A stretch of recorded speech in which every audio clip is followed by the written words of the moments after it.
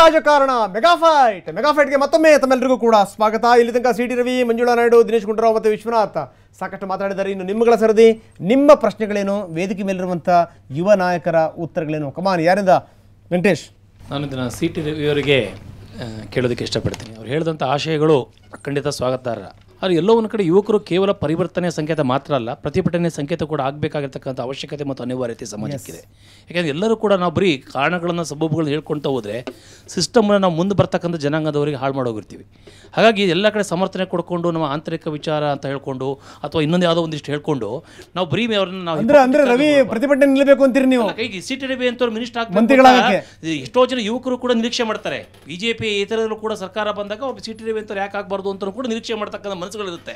ಯುವಕರುಗಳು ಸಮರ್ಥರಾದವರು ಮತ್ತು ಎಬಿಲಿಟಿ ಇರ್ತಕ್ಕಂಥವ್ರು ಯಾರಾದರೂ ಬಂದಾಗ ಈಗ ನಮಗೆ ಖುಷಿ ಆಗುತ್ತೆ. ದಿನೇಶ್ ಗುಂಡೂರಾವ್ ಮಗನಕ್ಕಿಂತ ಹೆಚ್ಚಾಗಿ ಒಬ್ಬ ದಿನೇಶ್ ನಮ್ಗೆ ಇಷ್ಟ ಆಗಿದ್ದಾರೆ. ಅವರು ಅಂಥವ್ರಿಗೆ ಅವಕಾಶಗಳು ಸಿಗದೆ ಇನ್ಯಾರೋ ಅದರ ಅವಕಾಶವನ್ನು ಹಿರಿಯ ಅನ್ನೋ ಕಾರಣಕ್ಕಾಗಿ ಬಳಸ್ಕೊಳ್ಳೋದಾದರೆ ಅವ್ರ ಮಾರ್ಗದರ್ಶನ ಹಿಂದಿಂದ ಕೊಡಲಿ. ಮಾರ್ಗದರ್ಶನ ಅಂದ್ರೇನು? ತೆರೆಮರೆಯಿಂದ ಕೂತ್ಕೊಡ್ಲಿ, ಚೇರಲ್ಲಿ ಕುತ್ಕೊಂಡೇ ಕೊಡಬೇಕು ಅಂತಕ್ಕಂಥ ಮಾರ್ಗದರ್ಶನ ಅಲ್ಲ. ಹಾಗಾಗಿ ಪದ ಬಳಕೆಗಳಿಗೆ ನಾನು ಹೇಳಿದೇನು ಅಂದರೆ, ನಿಮ್ಮಗಳಿಗೆ ಆ ಪಕ್ಷದ ಶಿಸ್ತನ್ನು ಕಾಪಾಡಬೇಕಾದ ಜವಾಬ್ದಾರಿ ಇದೆ ನಿಜ. ಅದರ ಜೊತೆಗೆ ನಿಮ್ಮ ಆಂತರಿಕ ಪ್ರಜಾಪ್ರಭುತ್ವದ ನ್ಯಾಯವನ್ನು ಕೊಡದೇ ಹೋದರೆ ಇಂಡೈರೆಕ್ಟ್ಲಿ ಈ ಸಮಾಜದ ಕಲುಷಿತ ವಾತಾವರಣದ ರಾಜಕಾರಣವನ್ನು ಮುಂದುವರಿಸ್ತೇವೆ ಮತ್ತು ಬರ್ತಕ್ಕ ಪ್ರಾಮಾಣಿಕವಾಗಿ ಸಜ್ಜನರ ಯುವಕರುಗಳು ರಾಜಕಾರಣ ಬರಕ್ಕೆ ಹೆದರ್ಕೊಳ್ತಾರೆ. ವಂಡರ್ಫುಲ್, ತುಂಬ ಚೆನ್ನಾಗಿ ಹೇಳಿದ್ರಿ ರವಿ. ಒಂದು, ನಾವ್ಯಾರು ಧ್ವನಿ ಎತ್ತಿಲ್ಲ ಅಂತ ಭಾವಿಸಬಾರ್ದು. ಧ್ವನಿ ಎತ್ತಿದ್ದೇವೆ, ಅದನ್ನು ಪಕ್ಷದ ಚೌಕಟ್ಟೊಳಗೆ, ಪಕ್ಷದ ವೇದಿಕೆ ಒಳಗೆ ಧ್ವನಿ ಎತ್ತಿದ್ದೇವೆ. ಬಹಳಷ್ಟು ಬಾರಿ ಪರಿಸ್ಥಿತಿಯ ಪಿತೂರಿಗಳಿಗೆ ನಾವು ಒಳಗಾಗ್ಬಿಡ್ತೀವಿ. ಇವತ್ತು ಅವರೊಂದು ಮಾತು ಹೇಳಿದರು, ನಿಜನೇ. ಬಂಡವಾಳಶಾಹಿಗಳೇ ಯಾವ ಒಂದು ಬೇರೆ ಯಾವುದೇ ಮೆರಿಟ್ ಇಲ್ಲದೆ ಇದ್ದರೂ ಕೂಡ ಹಣ ಮತ್ತು ಕ್ಯಾಶ್ ಆ್ಯಂಡ್ ಕ್ಯಾಸ್ಟು ಇವತ್ತು ಮೆರಿಟಾಗಿ ಪರಿವರ್ತನೆ ಆಗ್ತಾಯಿದೆ. ಸಹೋದರಿ ಮಂಜುಳಾ ನಾಯ್ಡು ಅವರು ಹೇಳಿದರು, ಜಾತಿ ಇದರಿಂದ ಬರಬಾರ್ದು ಅಂತ. ಯಾವ ಪಕ್ಷ ಜಾತಿ, ಸೆಕ್ಯುಲರ್ ಹೆಸರಿನ ಪಕ್ಷಗಳು ಜಾತಿನ ಮೀರಿ ಲೆಕ್ಕಾಚಾರ ಹಾಕೋದಿಲ್ಲ, ಸೆಕ್ಯುಲರ್ ಅಲ್ಲದ ಪಕ್ಷಗಳು ಕೂಡ ಜಾತಿನ ಮೀರಿ ಲೆಕ್ಕಾಚಾರ ಹಾಕೋದಿಲ್ಲ. ಅಂದರೆ ಜಾತೀಯತೆ ಈ ಅರ್ಹತೆಯನ್ನು ಮೀರಿ ಬೆಳೀತಾ ಇರ್ತಕ್ಕಂಥದ್ದು ನಮ್ಮ ಪ್ರಜಾಪ್ರಭುತ್ವದ ಅಪಾಯಕಾರಿ ಒಂದು ಸನ್ನಿವೇಶ. ಅಂಬೇಡ್ಕರ್ ಒಂದು ಮಾತು ಹೇಳಿದರು, ನಿಮಗೆ ಮತ ಅಂತಕ್ಕಂಥ ಒಂದು ಶಕ್ತಿ ನಿಮಗೆ ಕೊಡ್ತಾ ಇದ್ದೀನಿ ಅಂಥೇಳಿ. ಆ ಮತ ಅನ್ನೋ ಶಕ್ತಿಯನ್ನು ಜಾತಿ ಅನ್ನೋಂಥ ದೌರ್ಬಲ್ಯಕ್ಕೆ ಬಳಕೆ ಆಗ್ತಿರ್ತಕ್ಕಂಥದ್ದು, ಹಣ ಅಂತಕ್ಕಂಥ ದೌರ್ಬಲ್ಯಕ್ಕೆ ಬಳಕೆ ಆಗ್ತಿರ್ತಕ್ಕಂಥದ್ದು, ನಿಜ ಶಕ್ತಿ ಅರಿವು ಇನ್ನೂ ನಮ್ಮ ಮತದಾರರಲ್ಲಿ ಮೂಡದೇ ಇರೋದ್ರಿಂದ ಇವು ವಿಜೃಂಭಿಸ್ತಾ ಇದ್ದಾವೆ. ಭಾರದ್ವಾಜರೇ ಅಖಿಲೇಶ್ ಯಾದವ್ನ ಎಲ್ಲ ಸಾಮರ್ಥ್ಯವನ್ನು ಗೌರವಿಸ್ತಾ, ಅವನು ರಾಜಕೀಯ ಕ್ಷೇತ್ರದಲ್ಲಿ ಯಶಸ್ವಿ ಆಗಲಿ ಅಂತ ಹಾರೈಸ್ತಾ, ಒಬ್ಬ ಸಾಮಾನ್ಯ ಆಗಿದ್ದರೆ, ಒಬ್ಬ ಸಾಮಾನ್ಯ ಕಾರ್ಯಕರ್ತ ಆಗಿದ್ದರೆ ಆ ಸ್ತರದ ಸ್ಥಾನ ಮುಖ್ಯಮಂತ್ರಿ ಪಟ್ಟ ಸಿಕ್ಬಿಡ್ತಿತ್ತ?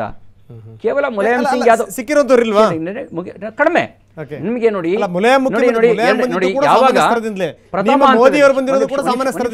ಹೇಳ್ತೀನಿ ಕೇಳಿ. ಇವತ್ತು ನೀವು ಈಗಿನ ಕಾಲಘಟ್ಟವನ್ನು ತೆಗೆದುಕೊಳ್ತಾ ಹೋದರೆ ಚಳುವಳಿ ಮೂಲಕ ಬಂದ ರಾಜಕೀಯ ನಾಯಕತ್ವಕ್ಕಿಂತಲೂ ಹೆಚ್ಚು ಆದ್ಯತೆ ಸಿಕ್ಕಿರೋದು, ಇಲ್ವೇ ಇಲ್ಲ ಅಂತ ನಾನು ಹೇಳೋದಿಲ್ಲ, ಹೆಚ್ಚು ಆದ್ಯತೆ ಸಿಕ್ಕಿರೋದು ಕುಟುಂಬ ರಾಜಕೀಯಕ್ಕೆ, ಕುಟುಂಬ ನಾಯಕತ್ವಕ್ಕೆ ಹೆಚ್ಚು ಆದ್ಯತೆ ಸಿಕ್ಕಿದೆ. ಇದರೊಳಗಡೆ ಅನುಭವ ಇರುತ್ತೆ, ರಾಜಕೀಯ ಪಕ್ವತೆ ಇರುತ್ತೆ ನಿಜ.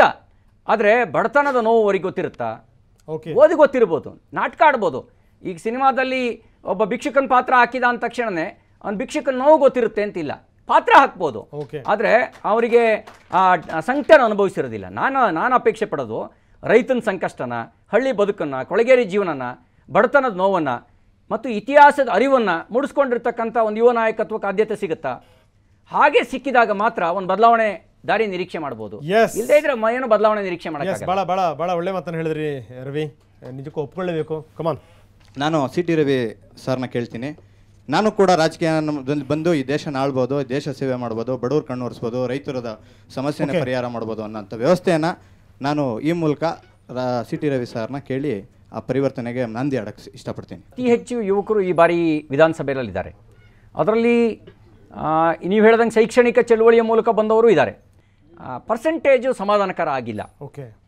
ಯಾಕೆ ಅಂದರೆ ತಲೆ ಮೇಲೆ ಪ್ರತಿಷ್ಠೆ, ನೀವೀಗ ಎಷ್ಟೇ ಸಾಮರ್ಥ್ಯ ಇದ್ದರೂ ಕೂಡ ನಮ್ಮ ತಲೆ ಮೇಲೆ ನೀವು ಹೇಳಿದಂಥ ಕುಟುಂಬದ ಕಾರಣ ಇರ್ಬೋದು, ನಾಯಕತ್ವದ ಕಾರಣವಿರ್ಬೋದು, ಏಕದಮ್ ಪ್ರತಿಷ್ಠೆ ಮಾಡಿಬಿಡ್ತಾರೆ. ನಾನು ಪಕ್ಷ ಮತ್ತು ಕುಟುಂಬದ ಹೆಸರು ಹೇಳಕ್ಕೆ ಹೋಗಲ್ಲ. ನಿಜವಾದ ಸತ್ವಯುತವಾಗಿರ್ತಕ್ಕಂಥ ನಾಯಕತ್ವನ ಅಲ್ಲೇ ಸಪ್ರೆಸ್ ಮಾಡಿಬಿಡುತ್ತೆ. ಹಾಗಾಗಬಾರ್ದು.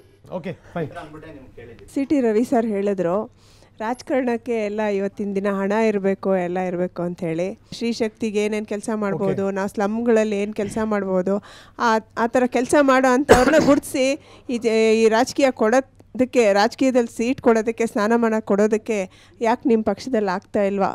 ಅಂತ ಹಾಗೇನಿಲ್ಲ, ಅಂದ್ಬಿಟ್ಟು ನಾನು ನಾನು ಚಳುವಳಿ ಸಿಟಿ ಹಣ ಪ್ರಶ್ನೆ ಮಾಡ್ತೀನಿ. ಹೆಚ್ಚು ಪ್ರಭಾವಶಾಲಿಯಾಗಿದೆ ಅಂತ ಹೇಳಿದೆ. ಹಣನೇ ಇರಬೇಕು ಅಂತಿಲ್ಲ. ಹಣ ಇದ್ಬಿಟ್ರೆ ಉಳಿದಿದ್ದೆಲ್ಲವೂ ಕೂಡ ಎಲ್ಲ ವೀಕ್ನೆಸ್ಗಳು ಮುಚ್ಚಿ ಹೋಗುವಂಥ ದುಸ್ಥಿತಿ ಇದೆ. ಅದನ್ನು ನಾನು ಹೇಳಿದೆ. ಈಗ ಒಬ್ಬ 10 ವರ್ಷ ಜನರ ನಡುವೆ ಚಳುವಳಿ ಮಾಡ್ಕೊಂಡು ಬಂದವನು ಕೂಡ ಏನು ಊರಿಗೆ ಅಪರಿಚಿತ, ಇಲ್ಲೆಲ್ಲ ಬೆಂಗಳೂರಲ್ಲಿ ರಿಯಲ್ ಎಸ್ಟೇಟ್ ಮಾಡ್ಕೊಂಡಿದ್ದವನು ಅಲ್ಲಿ ಹೋಗಿ ದುಡ್ಡಿನ ಮೇಲೆ ಗೆದ್ದುಬಿಡ್ತಾನೆ, ಮತ್ತೆ ತಿರುಗಿ ನೋಡಲ್ಲ. ಇದಾಗಬಾರ್ದು ಅಂತ ನಾನು ಹೇಳಿದ್ದು. ರಂಗನಾಥ್ಜಿ, ನಾನು ಇಬ್ಬರು ಏನು ರಾಷ್ಟ್ರೀಯ ಪಕ್ಷಗಳಾದ ನಾಯಕರಿಗೆ ಒಂದು ಪ್ರಶ್ನೆ ಕೇಳಕ್ಕೆ ಇಚ್ಛೆಪಡ್ತೀನಿ. ಇವತ್ತು ನಮ್ಮ ರಾಜಕಾರಣದಲ್ಲಿ ಏನಾಗ್ತಾ ಇದೆ ಅಂದರೆ ಇದ್ದಕ್ಕಿದ್ದಾಗೆ ಉದ್ಭವ ಅವ್ರನ್ನ ನಾನು ಫ್ಲೆಕ್ಸ್ ಲೀಡರ್ಸ್ ಅಂತ ಕರೆಯೋಕ್ಕೆ ಇಚ್ಛೆಪಡ್ತೀನಿ. ಯಾರೋ ರಿಯಲ್ ಎಸ್ಟೇಟ್ ದಂಧೆ ಮಾಡೋನ್ನ, ಕ್ರಿಮಿನಲ್ ಹಿನ್ನೆಲೆಯವ್ರನ್ನ ಕರ್ಕೊಂಬರ್ತಾರೆ, ಅವನನ್ನು ಲೀಡ್ರ್ ಮಾಡ್ತಾರೆ. ಅವನಿಗೆ ಮೈಕ್ ಹಿಡಿದ್ರೆ ಒಂದು ಭಾರತದ ಅರ್ಥವ್ಯವಸ್ಥೆ ಬಗ್ಗೆ ಆಗಲಿ, ಬೇಡ ನಮ್ಮ ಹಳ್ಳಿಗಳ ಬಗ್ಗೆ ಆಗಲಿ ಏನಾದರೂ ಒಂದು ಮಾತಾಡೋಕ್ಕೆ ಬರುತ್ತಾ? ಅವನನ್ನು ಕರ್ಕೊಂಬಂದು ಲೀಡ್ರ್ ಮಾಡಿದ್ರೆ ಈ ದೇಶಕ್ಕೆ ಏನು ಕಾಂಟ್ರಿಬ್ಯೂಷನ್ ಕೊಡ್ತಾನೆ? ಯಾವುದೇ ಒಂದು ಸೈದ್ಧಾಂತಿಕ ವೈಚಾರಿಕ ಹಿನ್ನೆಲೆ ಇಲ್ದಿರೋನ್ನ ಕರ್ಕೊಂಬಂದು ಲೀಡರ್ ಮಾಡ್ತಿರಲ್ಲ, ನಿಮಗೆ ಯಾವ ರೀತಿಯಲ್ಲಿ ನಾನು ಪ್ರಶ್ನೆ ಕೇಳಬೇಕು? ಯಾಕೆ ನಿಮಗೆ ವೈಚಾರಿಕ ಹಿನ್ನೆಲೆ ಇಲ್ವಾ? ನಮ್ಮ ನಾಯಕರಿಗೆ ಏನಾಗಿದೆ, ಯಾವ ಕಡೆ ಹೋಗ್ತಾ ಇದ್ದಾರೆ ಅನ್ನೋದು ನನ್ನ ಪ್ರಶ್ನೆ. ಏನಾಗಿದೆ ಅಂತ ಎಲ್ಲ ಪಕ್ಷಗಳಲ್ಲಿ ಒನ್ ಮ್ಯಾನ್ ಆರ್ಮಿಗಳನ್ನ ಗುರುತಿಸ್ತಾರೆ. ಎಲೆಕ್ಷನ್ 1 ತಿಂಗಳಿದೆ ಅಂದರೆ ವೈಟ್ ಆ್ಯಂಡ್ ವೈಟ್ ಹಾಕೊಂಡು ಕಾರ್ ಎತ್ಕೊಂಡು ಏರಿಯಾದಲ್ಲಿ ರೌಂಡ್ ಹೊಡಿತಾರೆ ಬಂದು, ನಾನು ಲೀಡ್ರು ಅಂದ್ಬಿಟ್ಟು. ಅದೇನು ಮಾಡ್ತಾರೆ, ಅವ್ರಿಗೆ ಯಾವುದಾಗಳು ಕೌನ್ಸಿಲರ್ ಟಿಕೆಟು ಬೇಕು, ಚೇರ್ಮನ್ ಟಿಕೆಟು ಬೇಕು, ಚೇರ್ಮನ್ನು ಬೇಕು, MLCನೂ ಬೇಕು, MLAನೂ ಬೇಕು, ಪ್ರತಿಯೊಂದು ಅವ್ರ ಬೋರ್ಡ್ ಮೆಂಬರ್ ಅವ್ರಿಗೆ ಬೇಕು. ಕಾರ್ಯಕರ್ತನ ಸೆಕೆಂಡ್ ಲೈನ್ ನೀವೆಲ್ಲ ದುಡಿದಿರೋ ಬೋರ್ಡಿಗಿಲ್ಲ ಕಾರ್ಯಕರ್ತನ ಗುರುತಿಸಬೇಕು. ಒಳ್ಳೆ ಲೈನ್ ರೆಡಿ ಮಾಡ್ಬೇಕಂತ ನಾನು ಬೆಳ್ಕೊಂತೀನಿ. ಏನಂತೀರಿ ದಿನೇಶ್? ಅವರಿಬ್ಬರು ಪ್ರಶ್ನೆಗಳು ಕೂಡ ಹೆಚ್ಚು ಕಡಿಮೆ ಒಂದು ಲಿಂಕ್ ಇದೆ. ಗೆಲ್ಲುವುದೇ ಒಂದು ದೊಡ್ಡ ಮಾನದಂಡ ಆಗೋಗಿದೆ. ಅದಕ್ಕೋಸ್ಕರ ಯಾರು ಕೂಡ ರಿಸ್ಕ್ ತೊಗೊಳಕ್ಕೆ ರೆಡಿ ಇಲ್ಲ. ಒಂದು ಕಡೆ ಜನರು ಕೂಡ ನಮ್ಮ ವ್ಯವಸ್ಥೆಯಲ್ಲಿ ಜನ ಅಂಥವ್ರಿಗೆ ಹೆಚ್ಚು ಆಶೀರ್ವಾದ ಮಾಡ್ತಾ ಇರೋದ್ರಿಂದ ಒಂದು ಕಡೆ ಹಾಂ ಇಲ್ಲ, ಯುವ ಘಟಕ ಬೇಕು. ನಾನು ಹೇಳ್ತಾ ಇರ್ತಕ್ಕಂಥದ್ದು ವಸ್ತುಸ್ಥಿತಿ. ಯಾಕೆ ಸಮಸ್ಯೆಗಳು ಬರುತ್ತೆ?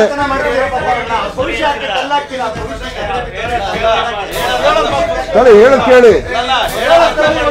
ಈಗ ನಾನು ಹೇಳ್ತಾ ಇರ್ತಕ್ಕಂಥ ಸ್ವಲ್ಪ ಕೇಳಿ, ನಾಳೆ ಪೂರ್ತಿ ಕೇಳ್ಬೇಕು. ನೀವು ಪೂರ್ತಿ ಕೇಳಿ. ನಾಳೆ ಈಗ ಒಂದು ಕಾಂಗ್ರೆಸ್ ಪಕ್ಷದಲ್ಲಿರ್ಬೋದು, ಯಾರೊಬ್ಬರನ್ನ ಕೊಡ್ತೀವಿ ಅಂತ ಇಟ್ಕೊಳ್ಳಿ ಟಿಕೆಟು, ಅವ್ನಿಗೆ ಹಿನ್ನೆಲೆ ಇಲ್ಲ, ಸರಿಯಾಗಿಲ್ಲ, ಕೇವಲ ಸಿಕ್ಕಾಪಟ್ಟೆ ಹಣ ಇದೆ ಕೊಟ್ಟಿದ್ದೀವಿ ಅಂಥವ್ರಿಗೆ ಜನ ಪಾಠ ಕಲಿಸಿ ಸೋಲಿಸ್ಬೇಕು. ಕಾಂಗ್ರೆಸ್ ತಪ್ಪು ತೀರ್ಮಾನ ಆಗಿರ್ಬೋದು, ಅಂಥವ್ರು ಜನ ಸೋಲಿಸ್ಬೇಕು. ಅವಾಗ ಏನಾಗುತ್ತೆ, ಎಲ್ಲರೂ ಕೂಡ ಎಚ್ಚೆತ್ಕೊಳ್ತಾರೆ, ಹೌದಪ್ಪ ನಾವು ದಾರಿ ತಪ್ತಾ ಇದೀವಿ. ಬಿಜೆಪಿ ಇರ್ಬೋದು, ಕಾಂಗ್ರೆಸ್ ಇರ್ಬೋದು, JDS ಇರ್ಬೋದು, ಕಮ್ಯುನಿಸ್ಟ್ ಪಕ್ಷ ಇರ್ಬೋದು. ನೀವು ಅಂತವರಿಗೆ ಕೊಟ್ಟಿರ್ತೀರಾ, ಅವರು ಅಂತವರಿಗೆ ಕೊಟ್ಟಿರ್ತಾರೆ. ಚಾಯ್ಸ್ ಇದೆ ಜನಗಳಿಗೆ. No choice. ನಮಗೆ ಸಾಕಷ್ಟು ಜನ ದುಡ್ಡು ತಗೊಂಬಂದು ಟಿಕೆಟ್ ಕೊಡಿ ಅಂತ ಕೇಳ್ತಕ್ಕಂಥವ್ರು ಇದ್ರು. ಅದು ನಾವು ಅಂಥವ್ರಿಗೆ ರಿಜೆಕ್ಟ್ ಮಾಡೋದು. ಅದು ನಾನು ಈಗ ನನಗೆ ಕೇಳಿದ್ರು, ಅವರು ವೈಯಕ್ತಿಕವಾಗಿ ನನಗೆ ಕೇಳಿದ್ರು, ನಾನು ಹೇಳಿದೆ. ಹಿಂದೆ ಹೋರಾಟ ಇತ್ತು, ಕಾಲೇಜಲ್ಲಿ ಚುನಾವಣೆಗಳು ನಡೆಯೋದು, ಕಾಲೇಜ್ ಮಟ್ಟದಿಂದ ಹೊಸ ಪ್ರಾಡಕ್ಟ್ಗಳು ಉತ್ಪಾದನೆ ಆಗುವ, ಅಲ್ಲಿ ಒಂದು ಸ್ವಲ್ಪ ಉತ್ತಮರನ್ನ ಅವತ್ತೇ ಚುನಾವಣೆಯಲ್ಲಿ ಆಯ್ಕೆ ಮಾಡೋರು ಕಾಲೇಜ್ ಲೆವೆಲಲ್ಲಿ. ಇವತ್ತು ಕಾಲೇಜ್ ವ್ಯವಸ್ಥೆನೇ ಇಲ್ಲ. ದಿನೇಶ್ ಗುಂಡೂರಾವ್ ಇರ್ಬೋದು, ರವಿ ಅವರು ಇರ್ಬೋದು, ಮತ್ತೊಬ್ರು ಇರ್ಬೋದು. ಅದಕ್ಕೆ ಕಾರಣಗಳು ಕೂಡ ಇದೆ. ಕಾಲೇಜಲ್ಲಿ ನಡೆಯುವಂತ ಚುನಾವಣೆಗಳು ರಾಜಕಾರಣಿಗಳು ಮೀರಿಸೋ ಮಟ್ಟಕ್ಕೆ ಹೊರಟ್ಬಿಟ್ಟು ರಾಜಕಾರಣಿಗಳು ಉತ್ತಮರನ್ನ ಅವತ್ತು ತಯಾರು ಮಾಡ್ತಿದ್ರು. ಗುಂಡೂರಾವ್ ಅವ್ರ ಕಾಲದಲ್ಲಿ ಇತ್ತು, FM ಅವ್ರ ಖಾನ್ ಕಾಲದಲ್ಲೂ ಇತ್ತು. ಆದ್ರೆ ಇವತ್ತೇನಾಗಿದೆ, ಇವತ್ತು CT ರವಿ ಅವರು ಒಬ್ಬರೊಬ್ಬರ ಜೈ. ಏನಕ್ಕೆ ಬಿಜೆಪಿ ಜೈ ಏನ್ಬೇಕು? CT ರವಿ ಅವರು ಹೋಗ್ತಾರಬೇಕು ಅಷ್ಟೇ, ಮಾತಾಡೋದು ಚೆನ್ನಾಗಿ ಗೊತ್ತಿದೆ. CT ರವಿ ಇಟ್ಕೊಂಡಿದ್ದಾರೆ ಅಷ್ಟೇ. ಗುಂಡೂರಾವ್ ಸೌಮ್ಯವಾದವರು, ದಿನೇಶ್ ಗುಂಡೂರಾವ್ ಅವ್ರನ್ನ ಇಟ್ಕೊಂಡಿದ್ದಾರೆ ಅಷ್ಟೇ. ಇವ್ರು ಏನೂ ಇಲ್ಲ. ಕಾಂಗ್ರೆಸ್ ಅಲ್ಲಿ ಅದೇ ಆದಂತ ಒಂದು ಚಕ್ರವ್ಯೂಹದ ಟಿಕೆಟ್ ಕೊಡೋಕ್ಕೆ ಇರ್ಬೋದು, ಇನ್ನೊಂದಕ್ಕೆ ಇರ್ಬೋದು. ಅಲ್ಲಿ ಬಿಜೆಪಿಲಿ ಹಣಕಾಸು ಯಾರಿದ್ದಾರೆ ಅವ್ರಿಗೆ ಟಿಕೆಟ್ ಕೊಡ್ತಾರೆ ಅಷ್ಟೇ ಆಗಿರೋದು. ಇವತ್ತು ಉತ್ತಮರಿಗೆ ಯಾರಿಗೂ ಟಿಕೆಟ್ ಕೊಡಲ್ಲ, 2 ಪಕ್ಷದಲ್ಲೂ ಅಷ್ಟೇ. ಬಾಗಿಲು ಕಾಯ್ಬೇಕು, ಟಿಕೆಟ್ ಕೊಡ್ತಾರೆ ಅಷ್ಟೇ. ಬಾಗಿಲು ಕಾಯ್ತಾನ 5 ವರ್ಷ ಅಂತ ಶಾಸಕರು ಇರೋದು ಇವತ್ತು. ನೀವು ಸಾರಾ ಸಗಟ ಏನೋ ಮಾತಾಡಕ್ ಹೋಗ್ಬೇಡಿ ಅಲ್ವಾ? ಇದು ನಮ್ಮ ಚರ್ಚೆಗೆ ಅರ್ಥ ಇಲ್ಲ ರಂಗನಾಥ್. ಚರ್ಚೆಗೆ ಎಲ್ಲೋ ಬೇರೆ ಕಡೆ ಹೋಗ್ತಾ ಇದೆ. ಬಡ್ಜೆಟ್ ಬಗ್ಗೆ ಮಾತಾಡಿ ಅಂದ್ರೆ ಎಲ್ಲ ಊಟ ಕೂತಿದ್ದಾರೆ, ಚಾ ಕುಡಿತಿದ್ದಾರೆ. ಯಾರು ಮುಖ್ಯಮಂತ್ರಿ ಮುಂದಕ್ಕೆ ಮಾಡ್ಬೇಕು ಅಂತ. ಅಲ್ಲ, ಒಂದು ದಿನೇಶ್ ಒಂದು ಅವ್ರು ಹೇಳಿದ ಭಾವನೆ ಅರ್ಥ ಮಾಡ್ಕೋಬೇಕು. ಏನು ಅಂತಂದ್ರೆ, ಯಾಕೆಲ್ಲ ನಿಮ್ಮನ್ನೆಲ್ಲ ಜನಗಳು ಇಟ್ಕೊಂಡಿದ್ದಾರೆ ಅಂತಂದ್ರೆ, ಅವ್ರು ಹೇಳಿದ ಒಂದು ಮಾತು ನಿಜ. ಎಲ್ಲೋ ನಿಮ್ಮಲ್ಲಿ ಒಂದಿಷ್ಟು ಗುಣಗಳಿದಾವೆ ಅನ್ನೋಂಥ ಕಾರಣದಿಂದ, ಇಲ್ಲ ಅಂದಿದ್ರೆ ನಿಮ್ಮನ್ನು ಇಷ್ಟೊತ್ತಿಗೆ ಮೂರಾಪಟ್ಟೆ ಮಾಡ್ಬಿಡ್ತಿದ್ರು ಅನ್ನುವಂಥದ್ದು ಅವರ ಮಾತಿನ ಒಂದು ಅರ್ಥ. ನಿಜ ಅನ್ಸುತ್ತದು ಅಂತ ನೋಡಿ. ಖಂಡಿತವಾಗಿ ಇವತ್ತಿನ ಶಾಸನ ಸಭೆಯಲ್ಲಿ ಅನೇಕ ಯುವಕರು ಪ್ರಾಮಾಣಿಕವಾಗಿ ಕೆಲಸ ಮಾಡ್ತಾ ಇರ್ತಕ್ಕಂಥ ಶಾಸಕರಿದ್ದಾರೆ. ತುಂಬಾ ಜನ ಇದ್ದಾರೆ, ನಮ್ಮ ಪಕ್ಷದಲ್ಲೂ ಇದ್ದಾರೆ, ಬಿಜೆಪಿಯಲ್ಲೂ ಇದ್ದಾರೆ, JDS ಅಲ್ಲೂ ಇದ್ದಾರೆ. Sir come on. ನಾನು ಭರದ್ವಾಜ್ ಅಂತ ಹೇಳ್ಬಿಟ್ಟು ನಾನು ಹೇಳೋದು ಇಷ್ಟ, ನಾನು ಯಾವುದೇ ಪಕ್ಷನ ದೂಷಿಸಲ್ಲ. ಇದರಲ್ಲಿ ವಿವೇಕಾನಂದರು ಒಂದು ಮಾತು ಹೇಳ್ತಾರೆ, ಯೂತ್ಸ್ ಆರ್ ಯೂಸ್ಡ್ ಲೆಸ್ ಅಂತ. ಖಂಡಿತ ಅದೊಂದು ಮಾತು ಹೇಳ್ತಾರೆ, ಅದು ಅಕ್ಷರಶಃ ಸತ್ಯ. ಯಾತಕ್ಕೆ ಅಂತಂದರೆ ಒಂದು ಕಾಲದಲ್ಲಿ ಇತ್ತು ನಮ್ಮ ದೇಶದಲ್ಲಿ ಏನು ಅಂತಂದರೆ 18 ವರ್ಷಕ್ಕೆ 17 ವರ್ಷಕ್ಕೆ ಪಟ್ಟ ಏರಿಸೋರು. ಆದರೆ ಇವತ್ತು ನೀವು ನಂಬ್ತಿರೋ ಬಿಡ್ತಿರೋ, ಬ್ಲಡ್ನ ಬಿಸಿ ರಕ್ತದ ಯುವಕರಲ್ಲ, ಬ್ಲಡ್ನ ಫ್ರೀಸ್ ಮಾಡಿಬಿಟ್ಟಿದೆ ವ್ಯವಸ್ಥೆ. ಆ ಮಟ್ಟಕ್ಕೆ ಹೋಗಿದೆ ಇದು. ಇವತ್ತು ಅವ್ರು ಹೇಳ್ದಾಗೆ ಯಾವುದೇ ಒಂದು ಎಲೆಕ್ಷನ್ಸ್ ನಡೆದ್ರೆ ರೇಟ್ ಆಫ್ ಪೋಲಿಂಗು ನೀವು ತೊಗೊಂಡ್ರೆ ಯುವಕರು ಪರ್ಸೆಂಟೇಜ್ ಭಾಳ ಕಮ್ಮಿ ಇದೆ. ಯಾತಕ್ಕೆ? ನಾವು ಮನೇಲಿ ಯಾರನ್ನೂ ಪ್ರೇರೇಪಿಸಲ್ಲ ಹೋಗಿ ವೋಟ್ ಮಾಡಿ ಇದು ಮಾಡಿ ಅಂತ. ಪಿಕ್ನಿಕ್ ಹೋಗ್ತಾರೆ, ಪಾರ್ಟೀಸ್ ಅಟೆಂಡ್ ಮಾಡ್ತಾರೆ ಎಲೆಕ್ಷನ್ ದಿವಸ. ನಮ್ಗೆ ವೋಟ್ ಮಾಡಿದ್ರೆ ಸಾಕಾಗಿದೆ, ನೆಕ್ಸ್ಟ್ ರಾಜಕಾರಣಕ್ಕೆ ಇಳಿಸೋ ಅಂತ. Okay fine. ಈಗ ಅವರೊಂದು ಹೇಳಿದ್ದು, ಈ ಮೊನ್ನೆ ಪಾರ್ಲಿಮೆಂಟ್ ಎಲೆಕ್ಷನ್ ಟೈಮ್ನಲ್ಲಿ ಉಡುಪಿ ಚಿಕ್ಕಮಗಳೂರು ಪಾರ್ಲಿಮೆಂಟ್ ಎಲೆಕ್ಷನ್ ಟೈಮಲ್ಲಿ ಇಂಡಿಯಾ ಪಾಕಿಸ್ತಾನ್ ಕ್ರಿಕೆಟ್ ಇತ್ತು. ಸಿಟಿನಲ್ಲಿ 43% ವೋಟು, 43-44 ಅಷ್ಟೇ. ಅಂದರೆ ನಮ್ಮ 5 ವರ್ಷ ನಾವು ಚುನಾಯಿಸುವ ಜನಪ್ರತಿನಿಧಿಗಿಂತಲೂ ಹೈಲೈಟ್ಸ್ ಆಮೇಲೆ ಬಂದು ನೋಡ್ಬೋದು.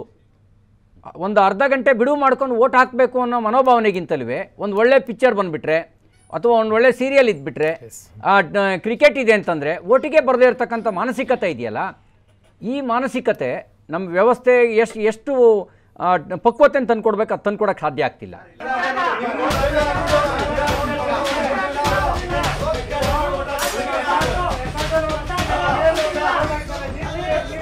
ನೋಡಿ ಡೈವರ್ಟ್ ಆಗಬೇಡ. ನೋಡಿ ಅವ್ರ ರೆಸಾರ್ಟ್ ಕೂತ್ರೆ ಮತ ಹಾಕಿ. ನಿಮ್ಗೆ ಪರ್ಸೆಂಟೇಜ್ ಆಫ್ ಪೋಲಿಂಗ್ ಕಡಿಮೆ ಆಯ್ತು ಅಂತ ಅವ್ರು BJP ಸರಿ ಇಲ್ವಾ, ಗೊಂದಲ ಇದೆಯಾ, ವಿರುದ್ಧ ವೋಟ್ ಹಾಕ್ಲಿ. ಡೆಮಾಕ್ರಸಿಗೆ ಶಕ್ತಿ ಬರೋದೇನೆ ಜನ ತಮ್ಮ ಮತ ಚಲಾಯಿಸೋದ್ರ ಮೂಲಕ. ಆ ಶಕ್ತಿನ ಬಳಸ್ಕೊಳ್ಬೇಕು ಅಂತ ನಾನು ಹೇಳ್ತಾ ಇದ್ದೀನಿ. ಇವತ್ತಿನ ಪ್ರಸ್ತುತ ರಾಜಕಾರಣದಲ್ಲಿ ದಿಢೀರ್ ಎಲ್ಲರಿಗೂ ಪಟ್ಟಾಭಿಷೇಕ ಆಗ್ತಿದೆ. ಯಾಕಂತಂದ್ರೆ ಅಲ್ಲಿ ಒಂದು ಶುಗರ್ ಲಾಬಿ ಆಗ್ತಿದೆ, ಲ್ಯಾಂಡ್ ಲಾಬಿ ಆಗ್ತಿದೆ, ಮೈನ್ ಲಾಬಿ ಆಗ್ತಾ ಇದೆ. ದಿಢೀರಾಗಿ ಅವ್ರಿಗೆ ಹಣ ಬರ್ತಾ ಇದೆ. ಹಣ ಬಂದಿದ ತಕ್ಷಣ ಅವರು ಫಿಲ್ಮ್ ಲ್ಯಾಂಡಲ್ಲಿ ಇರ್ಬೋದು, ಅಥವಾ ಅಧಿಕಾರಿಗಳ ವರ್ಗದಲ್ಲಾಗಿರ್ಬೋದು, ಅಥವಾ ಲ್ಯಾಂಡ್ ಮಾಫಿಯಾಗಳಾಗಿರ್ಬೋದು, ಮೈನ್ ಮಾಫಿಯಾಗಳಾಗಿರ್ಬೋದು, ಅವರೆಲ್ಲರೂ ಕೂಡ ದಿಢೀರ್ ಪಟ್ಟಾಭಿಷೇಕಕ್ಕೆ ಬರ್ತಾ ಇದ್ದಾರೆ. ಇದು ಒಂದು ದೊಡ್ಡ ಮಾರಕ. ಇಂಥವರು ಯುವ ಶಕ್ತಿ ಮುಂದೆ ಬರಲಿಕ್ಕೆ ದೊಡ್ಡ ಮಾರಕ ಆಗ್ತಾ ಇದ್ದಾರೆ.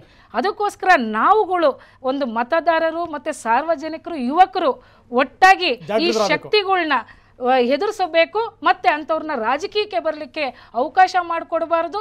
ಮತ್ತೆ ಅವರವರ ಕ್ಷೇತ್ರದಲ್ಲಿ ಅವರೇ ಸೇವೆ ಮಾಡ್ಕೊಂಡ್ರೆ ಉತ್ತಮ. ಮೊನ್ನೆ ಎಲ್ಲ ನೀವು ಸಿನಿಮಾದವ್ರನ್ನ ಸೇರಿಸ್ಕೊಂಡು ಹಿಂಗೆ ಅಂದ್ಬಿಟ್ರೆ ಹೆಂಗೆ ನೀವು? ನಾ ಹೇಳ್ತಾ ಇರೋದು, ಬಂದಾಗ ಅವರಿಗೆ ಸಮಾಜ ಸೇವೆಕ್ಕಿಂತ ನೋಡಿ ದಿಢೀರ್ ರಾಜಕಾರಣದಲ್ಲಿ ಪಟ್ಟಾಭಿಷೇಕ ಆಗ್ತಿರೋದು ಯಾರು ಅಂತ ಇವತ್ತು ಎಲ್ಲ ಭರದ್ವಾಜ್ ಇರ್ಬೋದು ಮತ್ತೆ ವಿನೋದ್ ಗೌಡರು ಎಲ್ಲರೂ ಒಟ್ಟಭಿಪ್ರಾಯ ಹೇಳಿದ್ದಾರೆ. ಇದು ಅಕಸ್ಮಾತ್ 3 ರಾಜಕೀಯ ಪಕ್ಷದಿಂದನೂ ಕೂಡ ಭ್ರಷ್ಟರೇ ಕೂಡ ನಿಂತ್ಕೊಂಡ್ಬಿಡ್ತಾರೆ ಅಂತ ಉದಾಹರಣೆ ಇಟ್ಕೊಂಡ್ರೆ, ಎಲ್ಲೋ ಒಂದು ಕಡೆ 3-4 ಜನ ಪಕ್ಷೇತರರು ಕೂಡ ನಿಂತಿರ್ತಾರೆ ರಾಜಕಾರಣದಲ್ಲಿ ಎಲೆಕ್ಷನ್ಗೆ, ಚುನಾವಣೆಗೆ ಸ್ಪರ್ಧೆ ಮಾಡಬೇಕಾದ್ರೆ. ಆದರೆ ಎಲ್ಲೋ ಒಂದು ಕಡೆ ಯುವಕರು ಇರ್ಬೋದು, ಮತದಾರ ಇರ್ಬೋದು, ಕಾರ್ಯಕರ್ತರು ಇರ್ಬೋದು, ಭಾಳ ಯೋಗ್ಯರವರೇ ಅಂದರೂ ಕೂಡ ಪಕ್ಷೇತರರಿಗೆ ಬೀಳೋದೇ 200-300 ವೋಟ್ಗಳು ಅಷ್ಟೇ. ಎಲ್ಲ ಒಂದು ಕಡೆ ರಾಜಕೀಯ ಪಕ್ಷದ ಹೆಸರಿನಲ್ಲಿ ಯಾರೇ ನಿಂತಿರಲಿ, ಅವ್ರು ಎಷ್ಟೇ ಭ್ರಷ್ಟ ಆಗಲಿ, ಆ ಕಡೆ ವಾಲ್ತಾ ಇದ್ದಾರೆ ವಿನಃ ಜನಗಳು ಮತ್ತು ಯುವಕರು ಎಲ್ಲ ಕೂಡ ಯಾವುದೋ ಒಂದು ಪಕ್ಷೇತರವಾಗಿ ನಿಂತಿರ್ತಕ್ಕಂಥ ಒಬ್ಬ ಪ್ರಾಮಾಣಿಕ ಕುಟುಂಬದವನು ಅಥವಾ ಪ್ರಾಮಾಣಿಕತೆ ಇರ್ತಕ್ಕಂಥ ನಿಂತಿದ್ರೆ ಅವನಿಗೆ ಸಹಜವಾಗಿ ಸಿಗೋದೆ 280-390 ವೋಟ್ ಅಷ್ಟು ಬಿಟ್ಟರೆ ಯಾವ ಕಾರಣಕ್ಕೂ ಅವ್ರಿಗೆ ಮತನೇ ಹಾಕೋದಿಲ್ಲ ಜನ ಕೂಡ. ಆ ಮಟ್ಟಕ್ಕೆ ಬಂದಿದ್ದಾರೆ. ಅದ್ರ ಜೊತೆಗೆ ಭಾಳ ಯೋಗ್ಯರನ್ನ ಆಯ್ಕೆ ಮಾಡ್ಕೊಳ್ಳೋದು ಒಳ್ಳೆಯದು ಅಂತ ನನ್ನ ಅಭಿಪ್ರಾಯ. ಸೊ ಈಗ ನಿಮ್ಮ ಪ್ರಶ್ನೆಗಳಿಗೆ ನಾಯಕರು ಉತ್ತರ ಕೊಟ್ಟರು. ಇನ್ನು ಮುಂದಿನ ಸರದಿ ನಿಮ್ಮೆಲ್ಲರ ಪ್ರಶ್ನೆಗಳನ್ನು ಕೇಳಿಕೊಂಡು ಅದೆಲ್ಲದನ್ನು ಕ್ರೋಢೀಕರಿಸಿ ವೇದಿಕೆ ಮೇಲಿರುವಂಥ ಗಣ್ಯರು ಉತ್ತರ ಕೊಡುವಂಥ ಸರದಿ. ನೋಡೋಣ ಒಂದು ಸಣ್ಣ ಬ್ರೇಕ್ ನಂತರ.